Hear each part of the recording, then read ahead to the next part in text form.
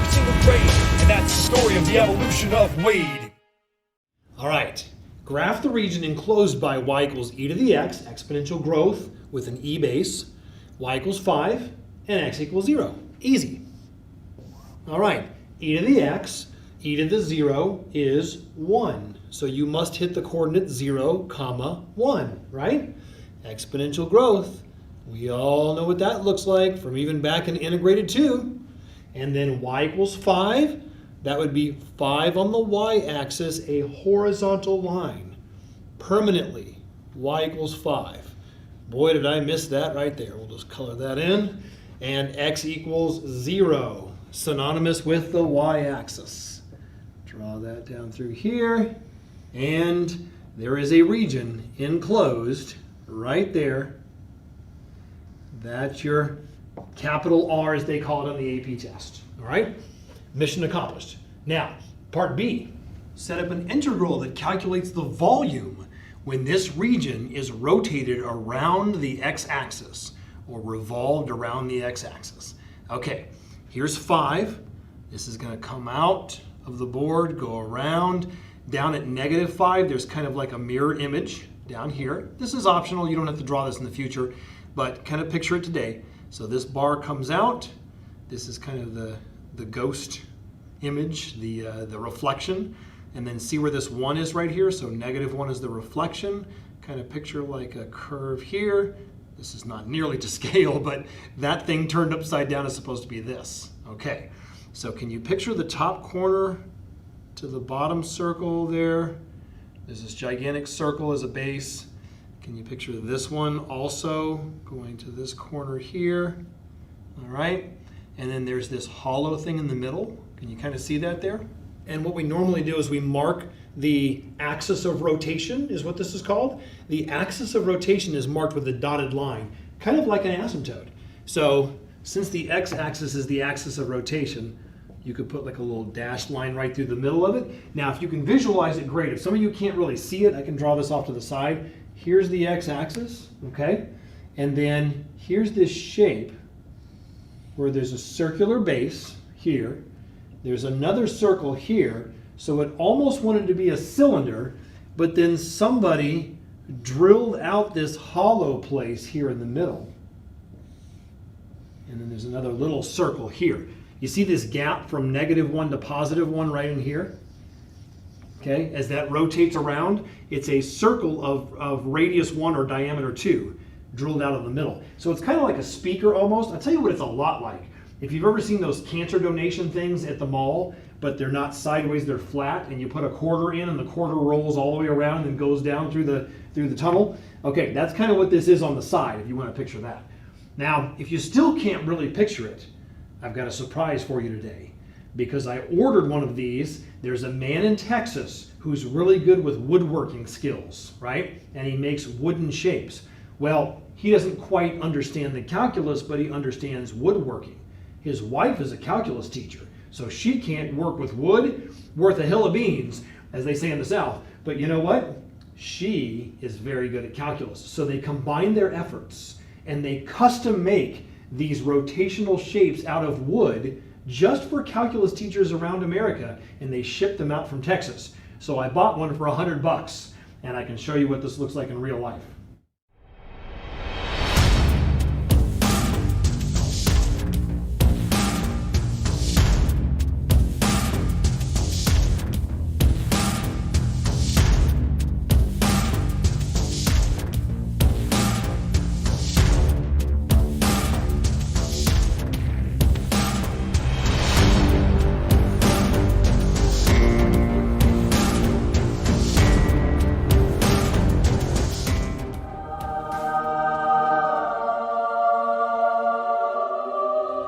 Here is the wooden shape in real life that models what this thing is up here. Let's turn it and look inside. You see the funnel right there? That's where you put in the coins at the mall, right down through the trap door. And that thing is on its side right there. Okay, let me blow it up a little bit bigger there so it kind of matches the exact size and everything. So that's what's up there right now. The x-axis is going right through the middle of it right there. Okay, and you can even take it apart into pieces. So let me show you that too. So They made it where you can take it apart and you can kind of show the different layers, right? And like each layer is one of those circles. If you just picture it being infinitely skinny, looks like that. And then other layers have smaller circles in the middle, of course. Same outer diameter or radius, but smaller radius on the inside, okay? And it's just, you know what it is? It's just a stack of circles. All these rotational images, they're just stacks of circles. How about that? And you can see what that looks like in real life. Really smooth contour there. It's pretty cool. Well, to do the volume of a rotational image, so this is called rotational volume in calculus, is what this is called. You have to integrate, of course, it's an integral. Why? Because this is a stack of infinite circles, right? So the outer shape, ignore the hollow part, the outer shape is a perfect cylinder, all right, on its side. So it's just a stack of circles, but all the circles are the same size on the outside, okay? So remember, we did this last time. Isn't every circle worth pi r squared, all right? So before we do this, let's write this. The area of a circle is pi r squared, all right? What is the radius of each one of these circles? That would be top y minus bottom y, wouldn't it be, right? Top y minus bottom y, vertical distance, okay? Now, what is the top y? Let's look up here. That's the 5. What's the bottom y of the radius? That's the x-axis, or the axis of rotation. You see it there? Okay? So the radius of the big circles would be top y minus bottom y, 5 minus the axis of rotation 0. Okay? Now, you take the 5, you would plug it back into the radius, and you would get pi. Let's go ahead and write 5 minus 0, quantity squared. Leave the 0 in there because I'm going to show you a generic formula here. All right? Now, that will cover the exact size of the cylinder, the volume of air or wood or metal or plastic held inside the cylinder. But wait, we've got something new that we didn't have with the cone last time. Somebody drilled a hollow part out of the middle of it. There's air, so that doesn't count. So we have to remove the hollow part. Yes, we're going to use subtraction. Find the volume of the part that got subtracted, all right? You can imagine engineers would have to do this. So let's do A equals pi r squared y, because the part removed is also a stack of circles. Now the funny looking removed shape is a stack of circles whose size is varying, actually. So look at these, the circles are growing, then they start growing dramatically, right? They kind of grow slowly at first, then they really start to grow, okay? And you know what? I wonder why they grow so dramatically. Hey, wait. Isn't this exponential growth, right? So the circle radii or diameter grows slowly, then escalates quickly, okay? So isn't that also a stack of infinite circles? Doesn't that go back to integration, right? So again, it's A equals pi r squared, okay? What's the radius of the little circles in here? See, the big circles are on the outside, then the little circles will be drilled out. Okay, let's just pick a random place here and do a vertical distance. Okay, the radius of each of these circles would be another vertical distance, top minus bottom. Also picture it up here. I know we're drawing a lot of stuff here, so I want you to be able to keep it straight here. Okay, top y minus bottom y. The top y is e to the x, isn't it? Minus the bottom y is on the axis, which is x equals 0. Okay? So you're always subtracting the axis, by the way, here. It's the axis of rotation. All right? Then you would take this, you would plug it back in, and you would say pi times e to the x. Let's keep the minus 0 just because I want to show you a formula. Quantity squared. So basically, it's a vertical distance problem, pi r squared. And then it's a smaller vertical distance plugged into pi r squared. So you subtract out the stack of smaller circles, and that leaves you with the volume. Very ingenious, isn't it? So now let's go back to our integral, and we're going to find the volume of this shape right here. Okay, so if it were a solid cylinder with no hollow removed from it, it would be the integration, or the stack, from 0 to, oh, we don't know our boundary, do we? we need to find out where that corner is because we don't know how wide this shape is, all right? So you see that point right there? Okay, that is the intersection of y equals 5, the straight line, and y equals e to the x, the exponential growth. Can't we set them equal to each other and drop out the y's because the y is the middleman that connects them. Drop out the middleman. 5 equals e to the x. Set two equations equal to each other, you can find their intersection, right? Except the vertical line case last time. So, how do you get x by itself? How do you get rid of e? Take the natural log. You're using all the tools you've learned from kindergarten up until last year to solve these problems now. So, this is straight out of integrated 3 and pre-calculus. Take the natural log of both sides. X equals natural log of 5. So that coordinate is natural log of 5 for the x coordinate, comma, anything on that line has a y coordinate of 5. Okay? And now that we're doing this, I'm going to start telling you this from the beginning, from now on. When you draw these, you need to have your shape enclosed, of course. Here's the original shape if you've lost track of it. Okay? Have your shape drawn. Number 2, have all your corners labeled. I know that's 1 right there. I know that's 5, and now I know that's natural log 5 comma 5. If you have all your corners labeled and you've got your equations over here, you're unstoppable. Okay? So it's good to just get the corners up front. All right. Where does this shape that we're manufacturing exist? From left to right, from 0 to natural log of 5 we just discovered. So I'm going to integrate from 0 to natural log of 5. What do I integrate? I'm going to stack up all these big circles right here. Pi times 5 minus 0 squared. Okay? Like what we did last time, except now we're just kind of putting it all together. All right? But if I do this, it's going to give me a solid cylinder. But I need to drill out the hollow part. Aha, this is the hollow part. Subtract that out. Subtract out pi e to the x minus 0 quantity squared. That should be quantity. Put a big parentheses around the whole thing and put a dx at the end because it's all dx matches 0 to natural log 5, x direction. And also all these have x's in them. If any variable, there's an x. It all matches. Okay?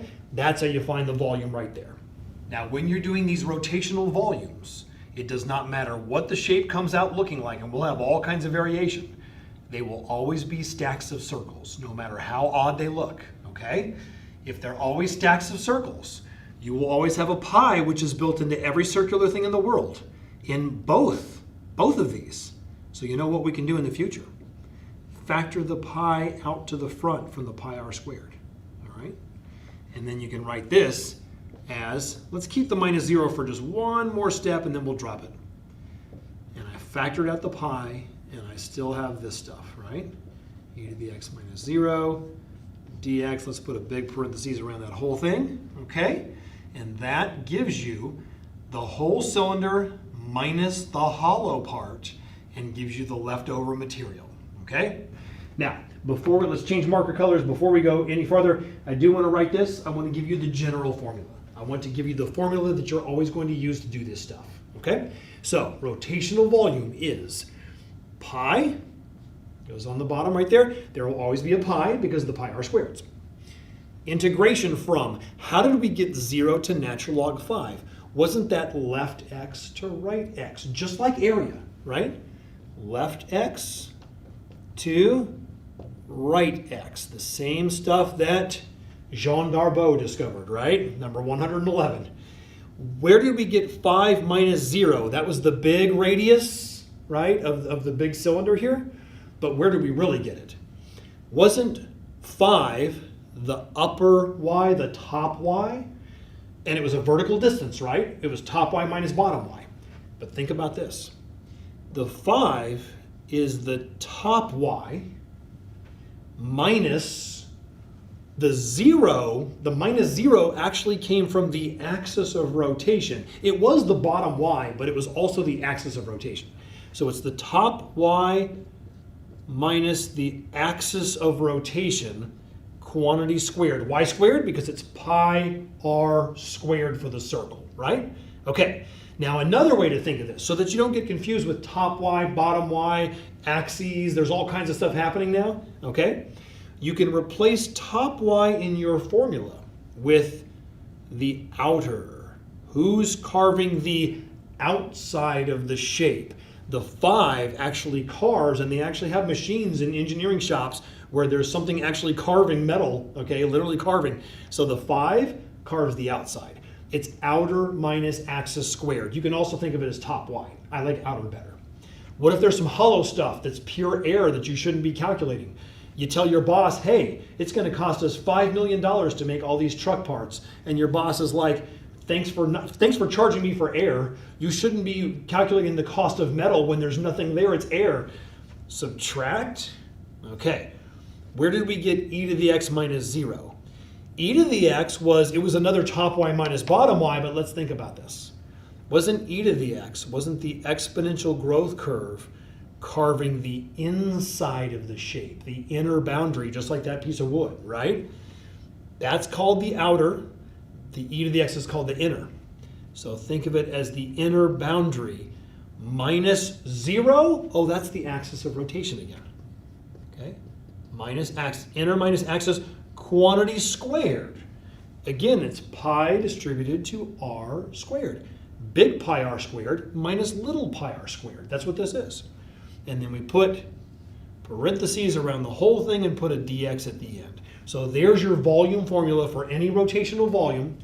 Outer minus axis squared minus inner minus axis squared, but it is pi r squared. And that's how you go from flat area to now three-dimensional volume. And by the way, if anybody's itching to drop these zeros right here, you're like, Mr. Wade, can't we drop those? You can. For the final answer, I would write it like this. I'll put it over here. Pi, that covers the rotational, right? 0 to natural log 5, we go here. Parentheses, and then of course drop the 0, 5 squared is 25, minus, drop the 0, e to the x to the 2. How do you do a power to another power? You multiply the power. Isn't that e to the 2x? A little bit of calculus, a little bit of logic, a little bit of algebra. That formula right there, if you were to integrate that, which we won't, but you're all capable of integrating that, you could actually find the exact volume of plastic, metal, wood that goes into that shape. Fascinating stuff. And by the way, it's always good to know before you go, right? So the integration of 25, 25x. The integration of e to the 2x is itself e to the 2x over natural log of e, which is just 1, and also over the chain rule of 2. Okay? And then it's very easy to integrate. All right, let's check out this one right here. So how do we graph this? You better know your graphs, right? Thou shalt know thy graphs. All right, y equals cube root of x. Cube root of x is straight out of integrated 3, sideways snake. Know that graph. Okay, y equals 2. Go to 2 on the y-axis. Make a horizontal bar that is forever y-coordinate 2. And now notice I made it kind of low here, because wouldn't it go on top of but eventually under the snake, right? So you have to kind of play the game. Don't put 2 over here or up here because you'll never get them to enclose, all right? So play the game. Put 2 low enough where you enclose a shape. Eventually the sideways snake will surpass it, because when you're stuck at 2, everybody's going to pass you up, even natural log. So x equals 0, y-axis. Does anybody see a shape that touches the y-axis? Y equals 2 and the snake all at the same time. It's another one of those curvy triangles. All right, there's my shape right there. Region capital R, we'll call it. Now remember what I said a few moments ago? You kind of need to know your corners from now on, because if you know your corners, you're going to know all your boundaries, right? And it's not a bad idea to actually label the equations. So clearly the cube root is that curvy one right there. Clearly this is y equals 2, all right? You don't have to label the y-axis, but we need our coordinates. Okay, well, obviously that's 0, 0, and obviously that's 0, 2. Those you don't even really have to label if you don't want to. You really need this one though. Okay, where do 2 curves intersect each other? Where they are equal to each other, right? set them equal to each other, drop out the y, that's the middleman, cut out the middleman. How do you get rid of cube root? Cube both sides. Or I guess you could just guess what x is. X is 8. Okay, so that coordinate is x is 8. Y on that line is permanently 2. 8, 2. All right, you'll need that for sure. Now, classic rotational volume question in calculus. If you take that shape, that funny looking shape there, and you revolve it around the line y equals -3, the axis of rotation, what is the shape going to look like, and what is the volume of the resulting three-dimensional shape? Okay, let's go down here to -3, and I'm going to put a dashed line across there, okay? When you look at the ghost image, the mirror image, all right, let's see, where is this here? This is -3, so it's 3 to the x-axis and an extra 2 to the top. That's a distance of 5 right there, all right? 5 above -3, then 5 below -3, way down at -8, which in the future you won't have to label this. I just kind of want to show it to you today. But way down here at -8, this would be the mirror image of that up there. So kind of picture this. You've got a flat bar, but it's upside down now. And I want you to picture this rotating around, okay? Once again, another rotational image. So the flat bar carves out a cylinder again on the outside. It looks like a cylinder. Let's do a flat bar, we'll do a little curve here. Our artists can do a lot better job than I do, all right? You see this little sharp corner right here that goes to there? That would make a circle right there. So it'd be a circle. It's kind of like a barrel on its side, but then there's a curviness on the inside that curves kind of like this and like that. And there's this hole at the bottom, okay? There's a hole right there. This could be like some kind of car part that has like a little hole and it's supposed to fasten onto something. Who knows? They make all this kind of stuff in real life. So if you can picture a cylinder and then somebody kind of drilled a bowl out of the middle of it, right? A bowl with a hole, all right? There you go. Dashed line. Kind of similar to our last one, except for instead of bending like that, it's kind of bending like this. All right, find the volume of that shape. And now that I've kind of explained all the pi r squared business over here, if you don't want to go back through that whole explanation again, let's just cut to our formula. Because remember, the formula was just pi r squared on the outside, subtracting any kind of hollow pi r squareds, okay? So now that you know this formula, let's just do this faster. The volume of any rotational solid should be pi integration from left to right. Doesn't this shape only exist from 0 to 8? Good thing we got that corner, right? So we're going to stack from 0 to 8. What are we going to stack? We're going to stack big circles, and then we're going to subtract out the hollow air of a bunch of circles. Okay, they're all circles. So the pi covers the pi in the pi r squared. Okay, remember, outer minus axis squared. Okay, who's carving the outside of this shape? That would be the bar called y equals 2. 2 is the outer. It's carving the outside. Okay, outer minus axis of rotation, which is here, -3. Outer minus axis quantity squared. What does that really do? Doesn't it actually make 2 plus 3, which is 5? Oh wait, didn't we say it was 5 from here all the way down to the axis, right? 3 plus 2. Okay, that's telling you that there's a radius 5 from the outer edge to the center of this shape. That's what it's telling you, if that makes sense. So that's 5 units, and it's constant all the way across. It never changes because it's a cylinder. Cylinder has a constant radius, all right? Then we're going to subtract the air. Subtract out the hollow part. Inner minus axis quantity squared. Who's carving the inside of this bowl? That would be the curve cube root of x. Cube root of x minus axis of rotation. Still -3. What happens when you do cube root of x minus -3? You're doing the vertical distance from cube root of x down to -3. You see how vertical distance really plays in here? The whole chapter coming together, right? And that is the radius of each one of these little circles that stacks up, these circles of air that are hollow. It's all those little radii right there, okay? And I imagine you visual artists can really picture this stuff. You've got the brain for it, okay? As a matter of fact, you all do because you're in calculus. We're going to put dx right here because we always do. Okay, so that will give me the big vertical distance, the big radius, and then the integral will stack them all up. That'll give me the little vertical distance or the little radius, and then the integral will stack them all up across. Okay, so this is just a setup. So this is the last step right here. We're going to set it up, walk away. All right. 2 plus 3 is 5. 5 squared is 25. We got another 25. Interesting. Huh. And it wasn't even really the same size either. Minus, that would be x to the 1/3. Let's get it integration ready, right? Minus minus makes a plus. 3 quantity squared. Let's close it out and put a dx.